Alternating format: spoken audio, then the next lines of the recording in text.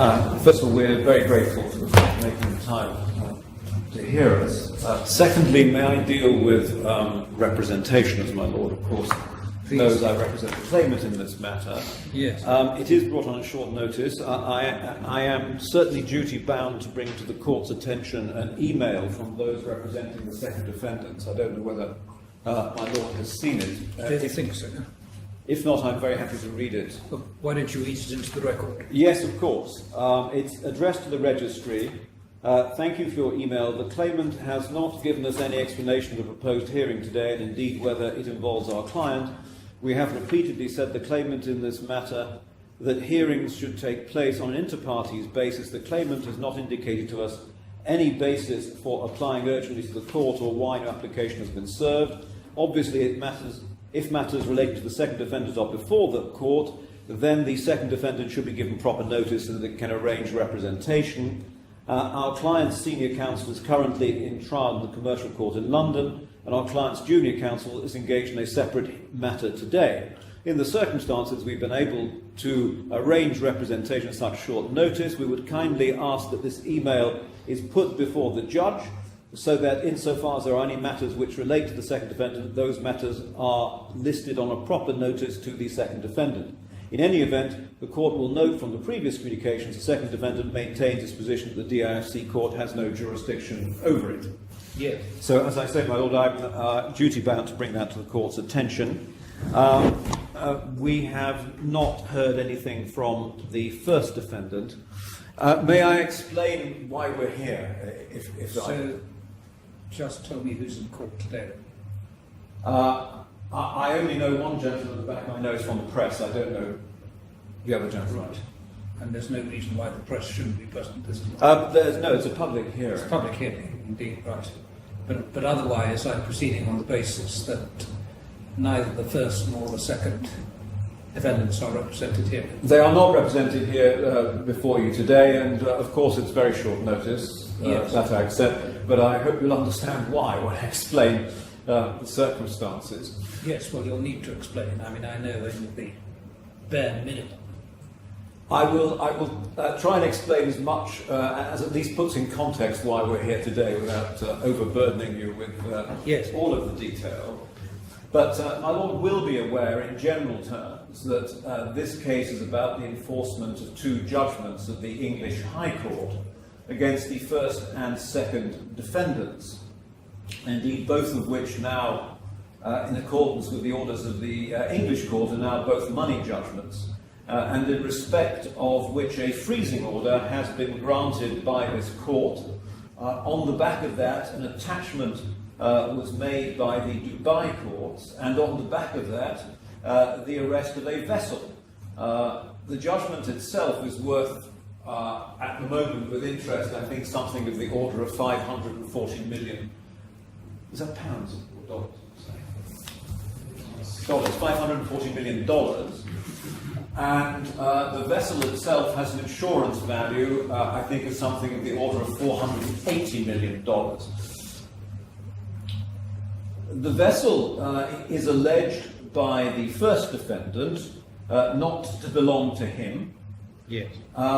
It is in fact unclear who he says owns the vessel, as he mentions in documents that I'll come to in a moment that it's now owned by a family trust.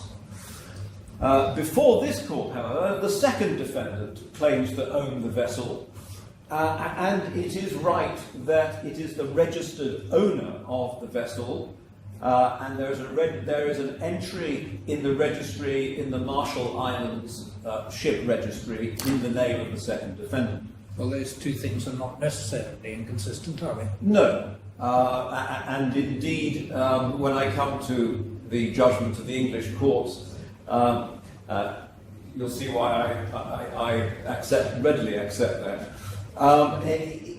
If it helps you, I've read the judgment of His Excellency Justice Ali Madhani on the jurisdiction issues, so yes. I've got that sense. I've read the freezing order, and my understanding is there was an appeal on Wednesday, in which, broadly speaking, the injunction was upheld or re-granted. Yes. one way or the other, but the effect is that there is an extant injunction, so far as this court is concerned, that freezes the assets of both the first and second defendants to the extent of $540 million approximately. My lord, yes, and in a sense that's all one needs to know for today's purposes. Yes. So if I can explain, then my lord will have seen that the English court has declared that the second defendant is an alter ego of the first defendant, and it's made orders setting aside various complex dealings with the vessel, investing title ultimately in the claimant in the vessel.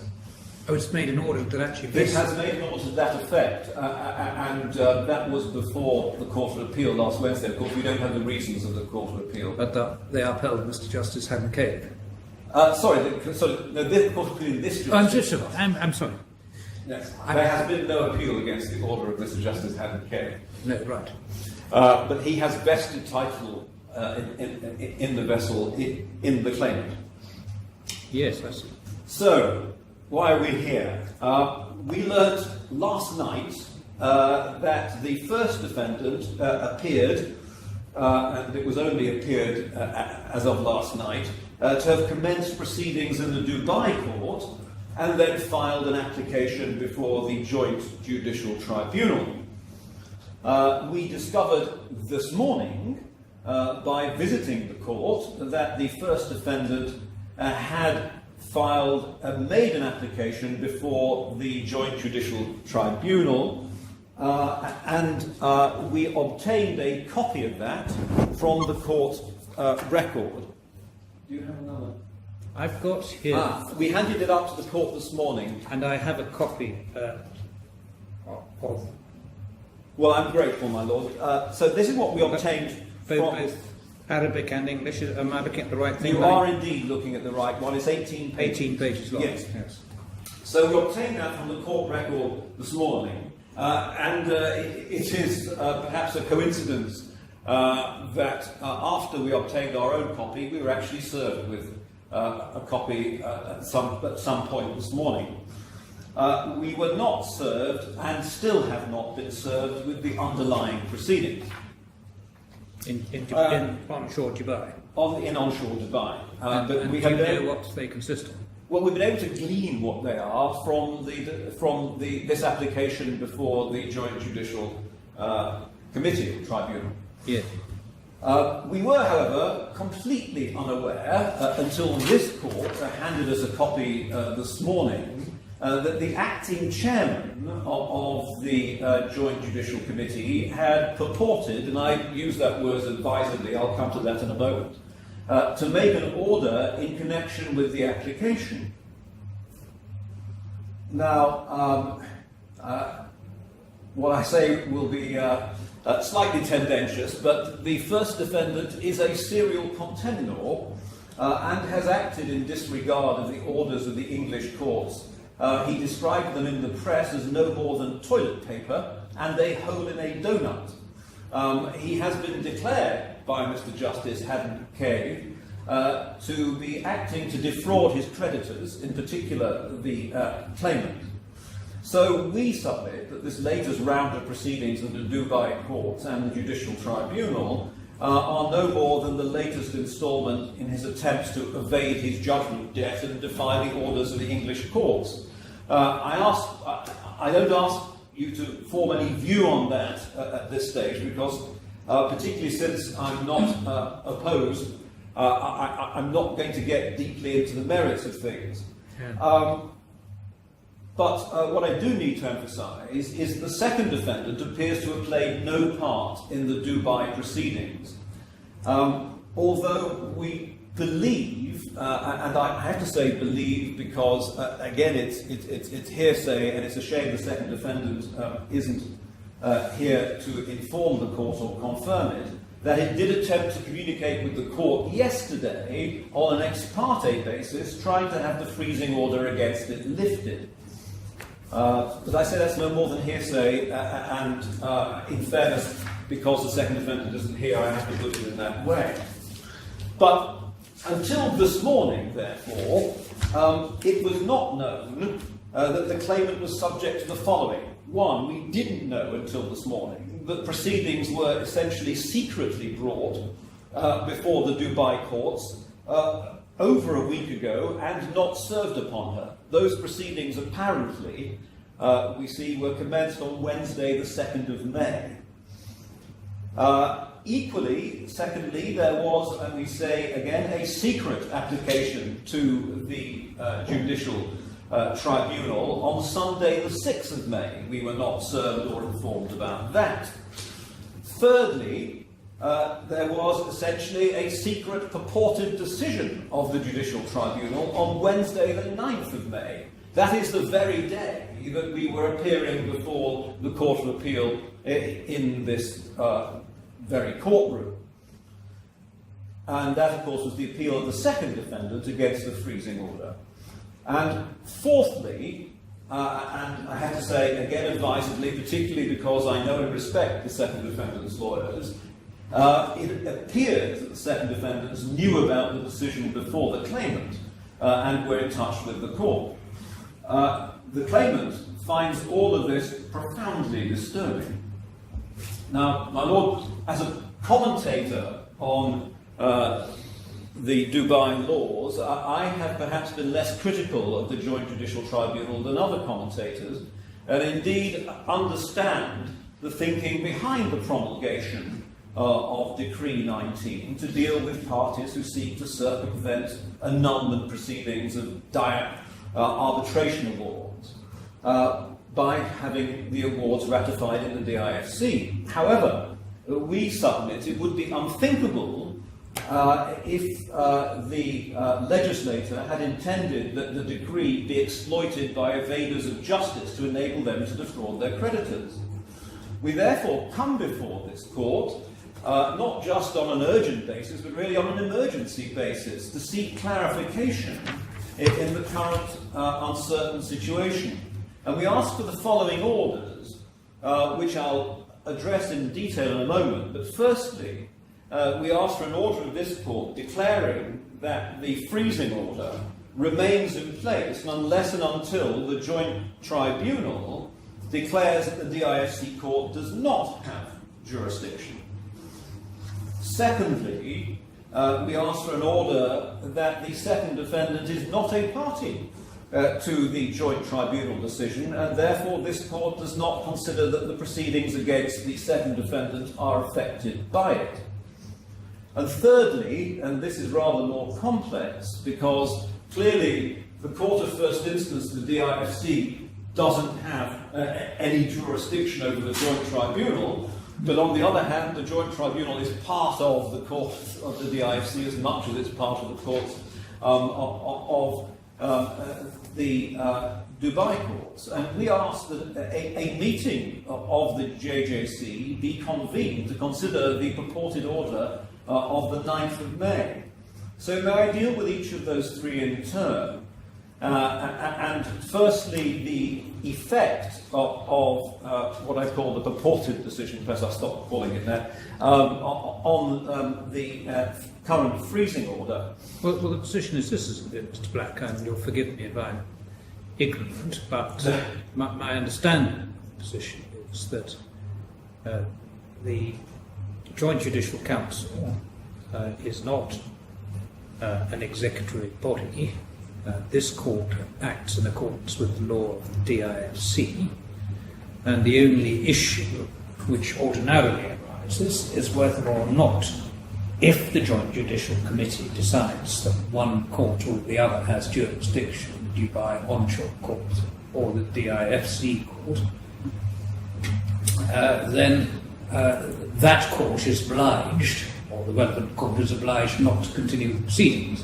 And there's an issue as to whether there's an automatic stay on an application to the JJC, or whether the court itself has to impose such a stay. Have I got that right? You have, indeed, my lord, as a matter of DIFC jurisprudence, there is a decision of Justice Field on that point, the Ocean decision, where he said exactly what your lordship has said, and indeed the rules themselves provide that, certainly in respect of a freezing order, a stay of proceedings does not affect a freezing order, and that's RDC 2566. Let me just have a look at that. Yes, my lord. I've actually got an extract from the RDC. Well, I've got it here. I'm obliged, thank you. 2566. 2566. I'll read it while you're finding it. Yes. It says that if the court has granted an interim injunction other than a freezing order, and the claim is stayed other than by agreement between the parties, the interim injunction shall be set aside unless the court orders that it should continue to have effect, even though the claim is stayed. So a freezing order survives a stay in any event. Yes.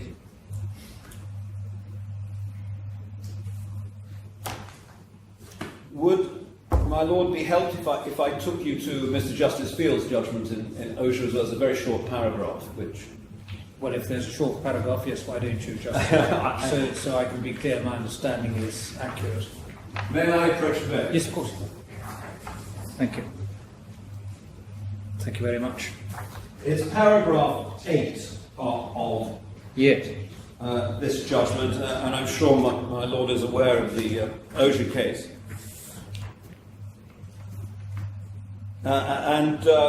I'll begin reading, in fact, towards the end of the third line of paragraph 8. I cannot accept that the ACJs, that he referred to the JJC as ACJ, I cannot accept the ACJ's order, and the effect of the decree is to require the DIFC court to rescind orders that are not final enforcement orders, but a subsidiary in nature designed on the material before the court to do justice. So he was essentially saying, as my lord observed, that the jurisdiction of the tribunal is in relation to the ultimate decision of the court rather than ancillary orders in any event. Yes. So that is our first point, that we would like it made clear that the freezing order remains in effect. And my lord will probably realise the reason for that is that upon one reading, and I say one reading only, of the decision, as I said, I'll stop saying reported, of the decision of the 9th of May, the English reads as if the JJC is suggesting that the freezing order should cease. I'll come back to that in a moment, but that's the reason why we seek that clarification. But if I may deal with the second matter... Well, there's a more fundamental point, isn't there, which is whether or not they could order such a thing. Well, that's my third point. That's why we asked this court, as part of the JJC, to convene a meeting with the JJC. Well, so you may have to explain to me how that can be achieved, but I don't understand quite. And let me stop you on the first one. Let's just try and deal with the first point. I'm not clear that this court can make a declaration of the kind that you seek in the absence of the parties. What this court can do is express its view on the basis of the material before it, and for practical purposes, one assumes the real issue for you is whether or not anybody is going to release the vessel. Yes, of course. I've no idea whether it's whether there's a harbour master or an equivalent of an admiralty marshal, or quite how that operates, whether customs hold the vessel. Do you know? It's the Coast Guard. It's the Coast Guard. Coast Guard. Yes. Right. And they act on what basis? They act upon the basis that there is an attachment that has been issued by the Dubai court. So it's the Dubai court that would have to release the attachment. Yes. If the ship was to go. And to your knowledge, is the Luna still there? Is the Luna still where it was? As far as we're aware this morning, yes. And someone went and looked? Yes. Right. But because it's a matter that straddles both courts, then it is a matter for the JJC, which is my third point. May I come to my second? May I just... What I'm prepared to do is this, Mr. Black, on the first point. Yes. I'm prepared to say that as the court sees matters here Yes. and now, the freezing order remains in existence. Well, That seems to me to be clear as matters stand. Yes. Of course, I haven't heard other parties No. on this, nor on what they say the effect of the JJC decision might be. Precisely. But in my own mind, I'm quite clear, having read the decision, that it can't possibly mean that the freezing order has been set aside. Yes. Well, my Lord, even if they have power to do it, which I doubt. well, my Lord, that's my third point, but I'll come to it. And how that's done administratively is somewhat complex, as my Lord has observed. But the point I'm making is this: it seems Yes. to me that I'm perfectly happy that the remarks that I've made, what I should Yes. have said, should go to the Dubai court. We understand. Who will then be in a position to decide if anybody is going to suggest to them that the attachment should be negated. And they'll be able to see that as far as this court is concerned, as matters stand, the freezing order continues in existence. Yes. Well, I'm obliged for that. And my Lord, my second point is perhaps a variation on that, and no more in one sense. But if one looks at the actual application to the JJC, one sees on the first page that the applicant is the first defendant.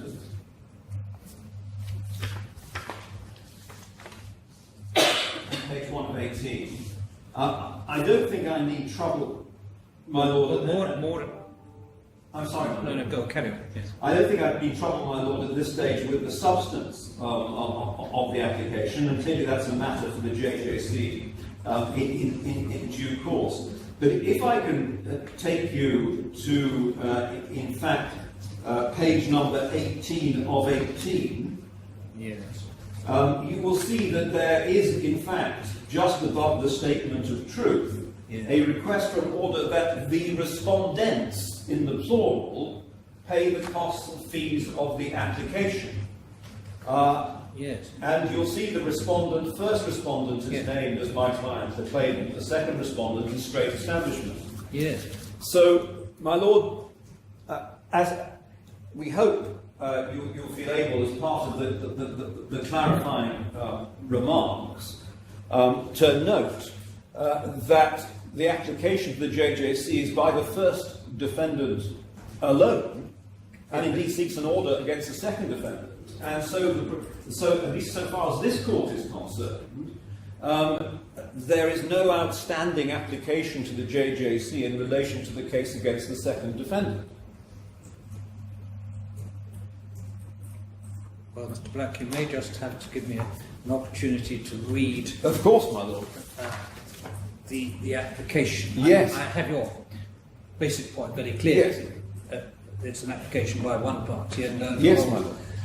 Straight is a respondent to it. But can you take me through the application so far as is relevant? Yes, I can take you through it. To show me what the thrust of the point, and it's not without interest, frankly, if I'm truthful about it. The thrust of it is that the underlying proceedings between the first defendant and the claimant are matrimonial in nature. Yes. And it takes issue with the fact then of whether matrimonial proceedings could fall within the jurisdiction of the DIFC court. And of course the interesting point then is whether that is correct, and whether they also raise the issue. I'm trying to be as fair as I can in the presentation, particularly because nobody is here. And the issue is one of public policy, and it is said that since the first defendant is a Muslim, it also raises the issue of Sharia. And there are issues here that were canvassed, so I'm told, although I didn't clearly appear in those proceedings, in the English matrimonial proceedings. They are also ventilated here. I have no wish to intrude upon the private lives either of the first or second defendants, frankly, because our position in this court is it is simply the enforcement of a judgment of the English High Court, full stop. and it doesn't matter whether it's the family division, the commercial court, or the Queen's Bench division. But that is something to be argued out before the full joint judicial tribunal.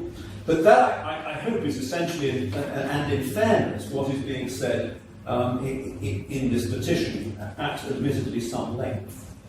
And so it is said, because there is no jurisdiction in the DIFC court, the orders made by the DIFC court were made without jurisdiction.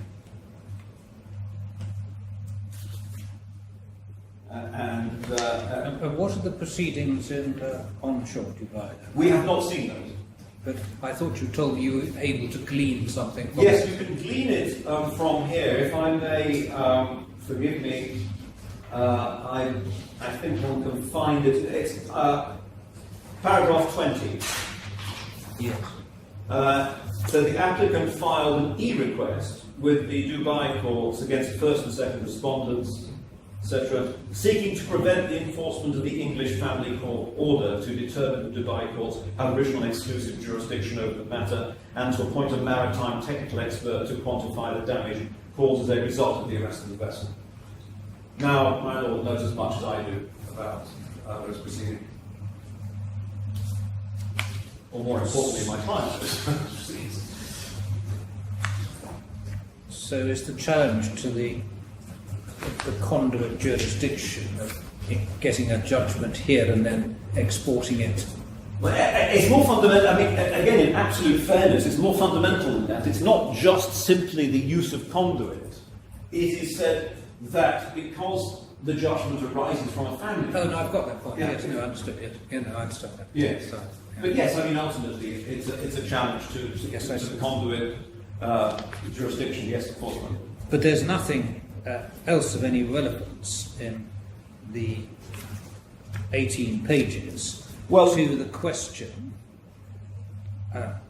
or to the point that you have directed me to, namely that the relevant claimant for the purposes of the application to the JJC, and presumably, and I don't know, but in the Dubai proceedings, there is reference to the vessel and reference to federal maritime law. yes, If one goes to page 10 of 18, page 10, yes, then it is argued that in any event the federal jurisdiction lies with the local court. The federal maritime jurisdiction lies with the local courts, and not with, as it is said, the landlocked DIFC. I follow that. The point I was asking about, Yes. whether there was anything else in that document which gave any contrary indication to the primary position, which is that it is the first defendant who has made application, and straight is a respondent to that application, and not therefore someone who is claiming to. No, my lord. I think I can say in confidence that is right. I've glanced through it and can't see anything that would impact on that at all. No, I mean it records, of course, the second respondent's challenge to the jurisdiction of the IFC court. Yes, but that's a different issue. yes. So, again, what you're asking me to do is to simply give the court's view that the second defendant is not party to the application to the JJC, and therefore there is, on the face of it, no possibility of the freezing order in this court being impacted so far as the second defendant is concerned. That is our request if the court is. Well, that is my view. Well, my lord, I'm obliged for that. May I deal with the third and constitutionally a bit more complex matter? Yes. As I recognise, the DIFC court as first instance is distinct from the judicial tribunal, but this court is part of the judicial tribunal. Well, I don't know what you mean by that, Mr. Black. Well, it is judicial tribunal is constituted by judges of this court. Well, I understand that. It's it's a combination of judges from this court and judges from Dubai. Yes. But I am personally not aware of its constitutional impact, if I can put it that way. May I show as far you? as this court is concerned, so I may need to be shown. Well, let me show you Decree Founding 19, documents, yes. if I may. Have you got a spec on your decree? 19. I have looked at this in the past, Mr. Black, but not for some time. Yes. I have, again, may I approach Of course. just the learned registrar? Thank you very much. So, my lord, this is Decree 19. So I'm just running through it to remind my lord. The tribunal is established, and then the tribunal members are set out in Article 1A. The jurisdiction, which is important in Article 2, the judicial tribunal shall have the following authorities and powers. One, determining the court that has jurisdiction to hear a claim or an application in respect of which a dispute on jurisdiction, etc. I think the others are not relevant for present purposes. And then Article 3 are operations of the judicial tribunal. The judicial tribunal shall hold its meetings by invitation from its chairman. At the moment, the chairman, we understand, is indisposed. In meetings, its meetings will be considered valid by attendance of the majority of the tribunal members. It issues its decisions, recommendations unanimously or by a majority of votes. In the event of votes that equal the chairman's vote decisive, must consider applications submitted to it and hand down final decision within 30 days, record its procedures, confidential deliberations, etc. And then Article 4, in the event a dispute over jurisdiction arises between the Dubai courts and the IFC courts, in that none of the two courts rejected the claim or both courts refused to hear the claim, where contradicting judgments are issued by the two courts, the following process shall be enforced. Then have that. And then Article 5 is the one about stay. The referral of a dispute to the judicial tribunal in accordance with Article 4 of this decree shall have the following consequences. A stay of claims or applications in respect of which disputes over jurisdiction arises until a decision is handed down by the tribunal determining that the court has jurisdiction. Yeah. And to a stay of the execution of contradicting judgments, which is not the position we're here, and suspension of time limits and so on. So it's 5.1 that gives rise to the issue. My Lord, as I said, the court very kindly supplied us with a copy of an email that was sent to this court, but not to us, from the acting chairman of the JJC. I don't know whether my Lord has a copy of that. That is dated today's date at 9:30 this morning. What does it say? It's in both in Arabic and English, and that's rather important, I'm afraid, for my submission. Do we have another copy? Oh, yes, yes, no, I'm with you. You have it? Yes. This. Yes, my Lord. The court supplied us with that this morning. Yes. And you'll see, in fact, although we only got it today, it's dated the 9th of May. Yes. The day of the Court of Appeals hearing last week. And it says, after reviewing the application submitted on the 6th of May and its attachments concerning the formation of the tribunal and so on, procedures, judgments, etc., and there's reference to the DIFC case and the Court of Appeal and First Instance cases, and the Dubai Court's case, and the freezing order. Then on the second page, it is said, the seizure warrant issued pursuant to this order, if any, and any other orders in this regard shall be ceased until the final decision issued by the judicial tribunal to determine the court competent to consider it in accordance with the provisions of the law. My Lord, we've already canvassed the position under DIFC law in relation to the freezing order. But something else emerged while we were studying this today that my Lord, like myself, in fact, will be in no position whatsoever to express an opinion upon, but we are told the translation of the Arabic is wrong. Well, it looks odd. And that the words shall be ceased are not the correct translation. The correct translation, I am told by Arabic speakers, should be shall be frozen. Yes. And that rather begs the question then as to whether the orders which are in place, as it were, are frozen in place rather than are revoked. Well, the intuitive and instinctive reaction is that that's the obvious intention. But, the revocation will be... The fact they're frozen, they should yes. remain as they are until the decision is taken as to which is the competent. Well, that would be the just position. Well, it's not just the just position, it's what the effect of Article 5 would suggest. Well, my Lord, yes. The problem also, I used the word purported a lot before, because there is no, as my Lord has seen, there is actually no procedure within Decree 19 for the issue of such a document. No, I appreciate that, but all I can think of is that the JJC was putting it into its own hands to declare what yes. it considered the effect of Article 5. Well, a member of the JJC. Yeah, well, all right, the chairman, acting chairman, yes. Yes.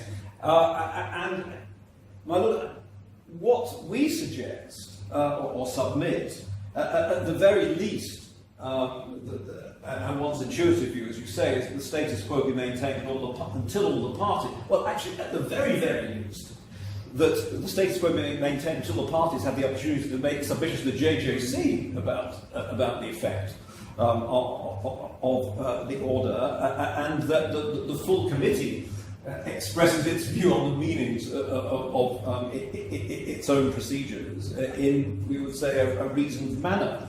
And that we would say that any other course of action would be a denial of justice to the claimant and a violation, in fact, of the rule of law, and couldn't possibly have been the intention of the legislature when issuing Decree 19, as clearly it would be a rogue's charter and bring this jurisdiction and Dubai into disrepute. So all we can ask, if the court is willing, is that the JJC members of this court convene or ask for a meeting to be convened so that this matter can be clarified. Why isn't that a matter that primarily lies in the hands of the parties themselves to ask the JJC to do what you say it ought to do?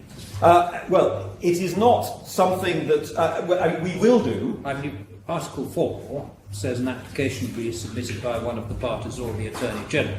Yes, so that to commence the process in the first place, that's yes. what you'd expect. Yes. And therefore you would expect any further applications of any kind, including an application to be heard, yes. in this case, yes. to be made by the parties. I don't quite understand, because I don't know the inner workings of the system here.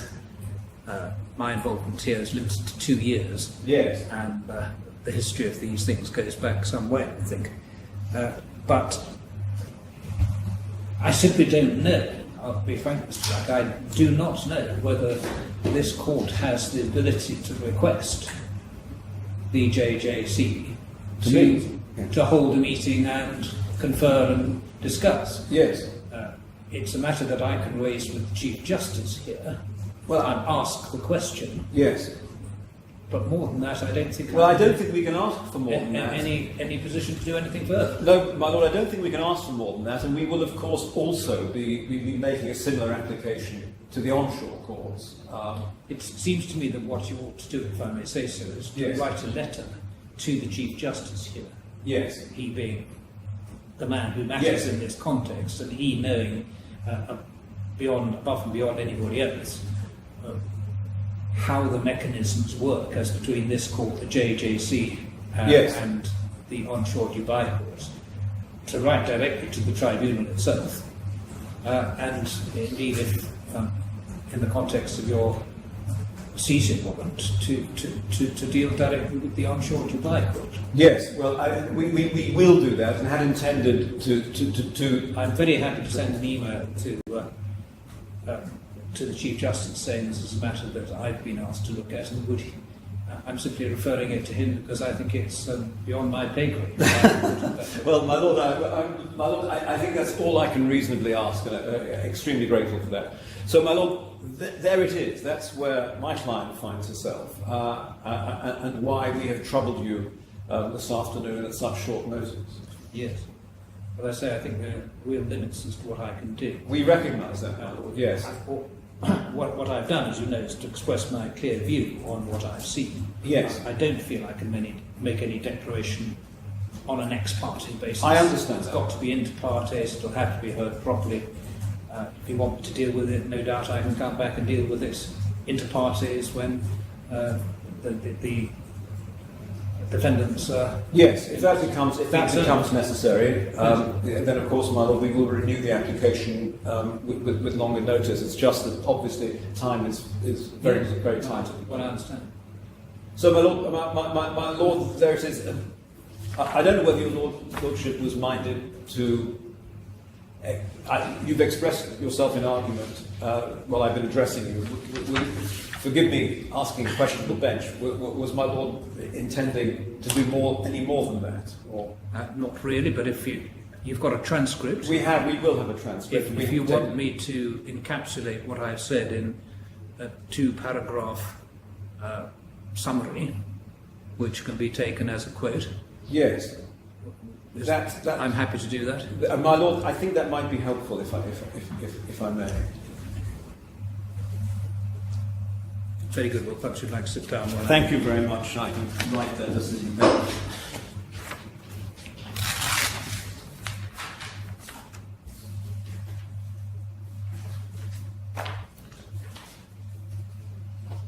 Mr. Black of Queen's Counsel appears before me this afternoon representing the claimant in this matter, Tatiana Akhmedova, in somewhat unusual circumstances where neither the first defendant nor the second defendant are represented. He asks me for clarification of the position relating to a freezing order which was obtained by Tatiana Akhmedova against both her former husband, Farkhad Akhmedov, and Strait Establishment, an Anstalt in Liechtenstein, which is the registered owner of the yacht Luna. I'm not in a position to make any declarations of right in the absence of the other parties, but because there is considerable urgency about the position and an apprehension of fear that steps might be taken to revoke a seizure warrant issued by the onshore Dubai courts, I'm asked to express a view as to the validity, the continuing validity, I should say, of the freezing order in question to which I have just referred.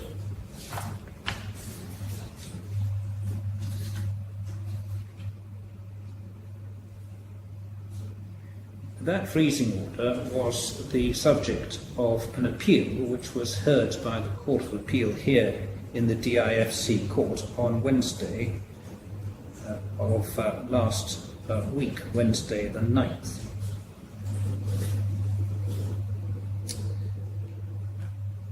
Although I have not seen the order, I understand and am informed that the effect was to uphold or re-grant the freezing order so that it remains effective in the same terms as the order which is in front of me, which is dated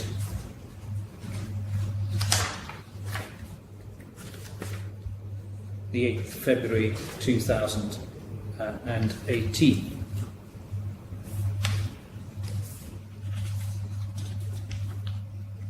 It transpires and has come to the knowledge of the claimant that onshore proceedings were commenced in Dubai on the 2nd of May. Knowledge of those proceedings did not come to the claimant until this morning, as I am told. Furthermore, there was an application to the Joint Judicial Committee on Sunday the 6th, which resulted in a decision by the acting chairman of that body, as recorded in a document which was sent to this court this morning at 7:51, I think. I'm sorry, at 9:28 this morning. That document sets out in both English and Arabic, under the heading Cassation number 3/218JT Jurisdiction Conflict, a form of words dealing with the position between the appellant, who is named as Farkhad Akhmedov, and two respondents, being Tatiana Mikhailovna and Straight Establishment, the registered owner of the yacht. I will quote only the English wording, which is the subject of debate, because it does not appear to be grammatically sensible, nor are its terms easy to construe in the light of the powers of the JJC, nor the terms of Article 5 of Decree 19 of 2016, which established the Joint Judicial Committee or Tribunal. The words in question are these: quote, after reviewing the application submitted on 6th May 2018 and its attachments thereof, pursuant to Section 5 of Decree number 19 of 2016, ... the procedures in proceedings, applications, judgments and orders issued in conjunction with and in connection with the case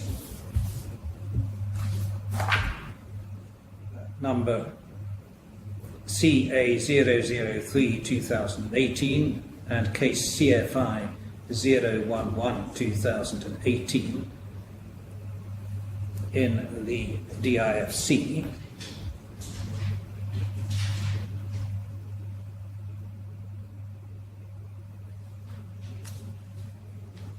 and the freezing order issued on February the 8th, 2018, the seizure warrant issued pursuant to this order, that is by the onshore Dubai court, if any, and any other orders in this regard shall be ceased, CEASED, until the final decision issued by the Judicial Tribunal to determine the court competent to consider it in accordance with the provisions of the law, unquote.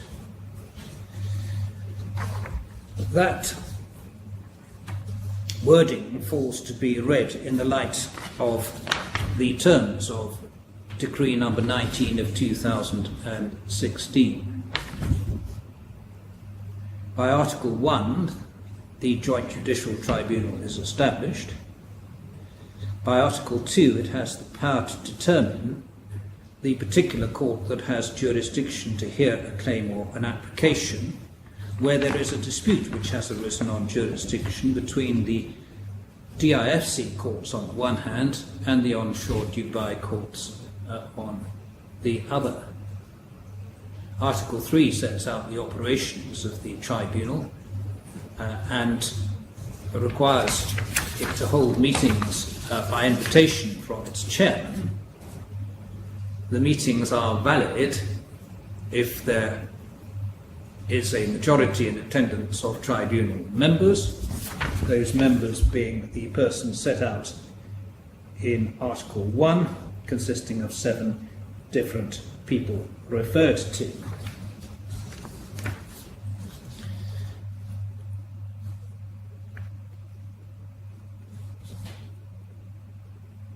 A referral of disputes to the Judicial Tribunal is to be made by one of the parties or the Attorney General in accordance with Article 4. And under Article 5, the following appears in the English version. Quote, the referral of a dispute to the Judicial Tribunal in accordance with Article 4 of this decree shall have the following consequences. 1. A stay of the claims or applications in respect of which disputes over jurisdiction arise until a decision is handed down by the tribunal determining the court that has jurisdiction. 2. A stay of the execution of the contradicting judgments until the tribunal determines the judgment that must be enforced pursuant to a decision handed down by the tribunal in that respect. Unquote. The effect of Article 5 is that where a matter is referred to the Judicial Tribunal, there is to be a stay of the claims or applications in respect of which the jurisdictional dispute arises. That has the effect of freezing matters as they stand until the determination by the tribunal takes place. I have been referred to for the decision of Mr. Justice Field in OJA at paragraph 8, and to the terms of the rules of court here, RDC 25.66, both of which clearly indicate that a freezing order would remain in existence regardless. This court must proceed in accordance with the law of the DIFC. I cannot think that a document received this morning from the acting chairman of the Joint Judicial Committee intends to do anything other than state what is the effect of Article 5 of Decree 19. I'm told that the word, quote, ceased, unquote, in English is better translated, quote, frozen, unquote, from the Arabic. But regardless of issues of translation, I would read the relevant wording to which I've referred as undoubtedly having that effect and being intended to have that effect, since anything else would run contrary to the terms of Article 5. Whether or not the Joint Judicial Committee has power to make rulings of that kind is another matter. Whether or not the acting chairman on his own has power to make rulings of that kind is also not for me to say. But on the face of it, it is clear to me that as matters stand, and in the absence of any argument from any defendant to the contrary, the freezing order made by this court on the 8th of February and confirmed or reissued by the Court of Appeal on Wednesday of last week remains intact and in full force and effect. There is a second point which arises from the terms in which the decision taken by the acting chairman has been notified to this court. It is clear, both from that and the application which was made to the Joint Judicial Tribunal, which became available this morning, that the applicant to the tribunal was Mr. Farkhad Akhmedov alone. The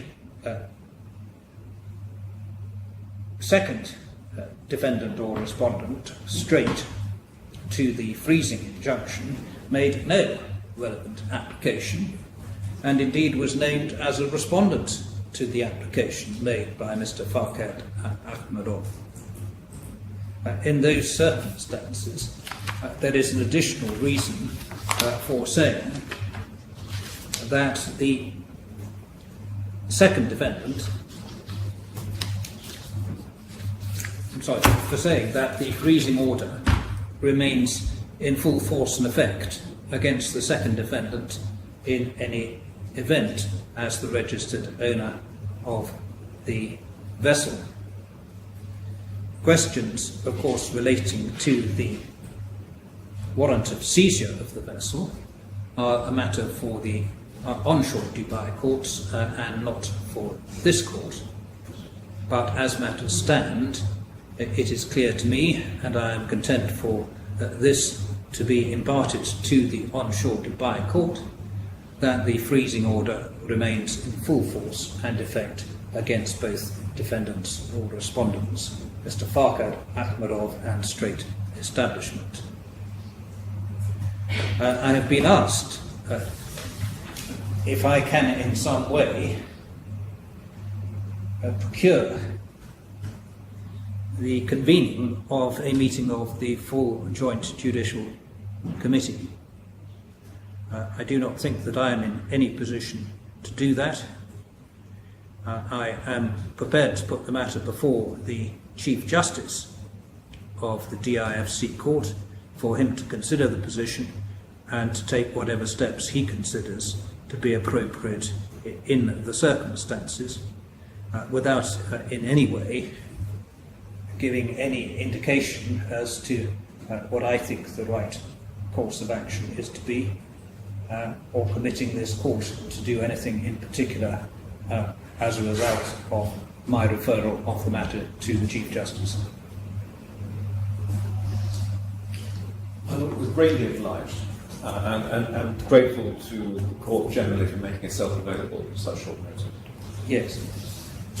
My understanding is that there are likely to be people in the court who, whilst not representing the defendants formally this afternoon, nonetheless are, loosely speaking, representatives of one or other defendants, so no doubt the message can be communicated to them through such persons, even though they're not formally represented and haven't had the opportunity or taken the opportunity to advance any particular position to the court. My Lord.